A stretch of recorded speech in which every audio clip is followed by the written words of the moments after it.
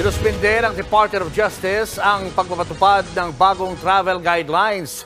Kasunod yan ng mga agam-agam ng ilang senador na baka mas lalo lang nitong pahirapan ang mga Pinoy na mag-a-abroad. Nasa frontline na balitang yan si Justine Punsalan. Hindi muna tuloy ang pagpapatupad ng bagong travel guidelines ng Interagency Council Against Trafficking simula September 3. Mismo si Justice Secretary Boying Remulla ang nag-utos na suspindihin muna ito. Gusto niya kasing mabigyan linaw muna ang lahat ng isyong ibinabato sa bagong guidelines na nagtatakda sa documentary requirements na kailangang ipresenta ng mga Pinoy na lalabas ng bansa. We heed the call of the people to review. So we're doing that in the spirit of transparency. Handa rin daw ang DOJ sakaling ipatawag sila sa nilulutong pagdinig sa Senado. Target imbitahin dito ang mga pasaherong na offload o hindi nakasakay ng eroplano matapos hindi makalusot sa immigration officer. Karamihan sa kanila na offload dahil sa profiling. It's economic profiling. Dahil kung makita, hindi magaling mag-English, hindi maganda ang kasuotan, automatic.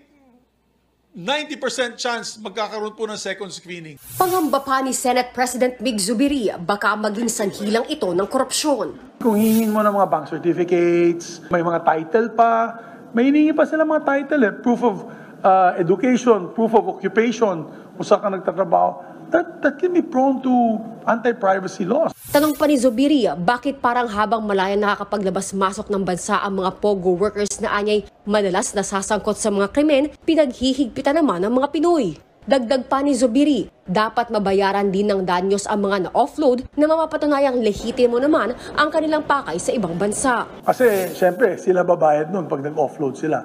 Meron din silang kailangan ibigay na ayuda. Kasi isipin mo, pamilya kayo, 5 kayo, husband and wife, 3 anak. Pupunta kayong Hong Kong, i-offload mo sila. Magkano nang ginastos ng pamilya doon? It's not fair. It is not fair. And ganun na lang, ipa-offload mo sila, natalo sila ng 100,000 pesos, sorry na lang, sasabihin mo sa kanila, sorry na lang. Para naman kay Senate Majority Leader Joel Villanueva, hindi solusyon ang revised travel guidelines sa human trafficking. Sa datos kasi ng IACAT noong 2022, sa mahigit 32,000 Pinoy na na-offload, mahigit 400 lamang ang lumabas na biktima ng human trafficking.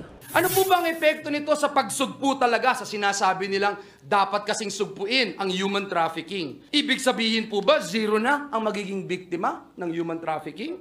Hindi po ito margin of error, Ginoong Pangulo. Hindi po. There is something wrong with the process. Pagtapak naman sa karapatang maglayag ng isang Pilipino ang bagong travel guidelines para kay Attorney Mel Santamaria. Basta't sinabing karapatan, ang sasabihin mo lang sa gobyerno, magbibigay ka lang ng notice, aalis ako. Present mo ang visa, present mo ang passport, present mo ang boarding pass, alis ka na.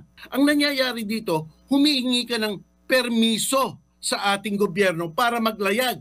Sapat na rin daw dapat ang visa bilang patunay na ang isang Pinoy ay may kapasidad na maglayag, lalo't mismo ang embahada na ng pupuntahang bansa ang nag-aproba nito. Kung talaga raw pagsugpo sa human trafficking ang layunin, payo pa ni Attorney Mel. Gamitin nyo ang intelligence fund ninyo. Hindi mo pwedeng remedyuhan o ayusin ang trafficking sa pamamagitan ng paglilimita o pagsusupil sa iba pang karapatan ng ordinaryong mamamayan. Gawin yung trabaho nyo.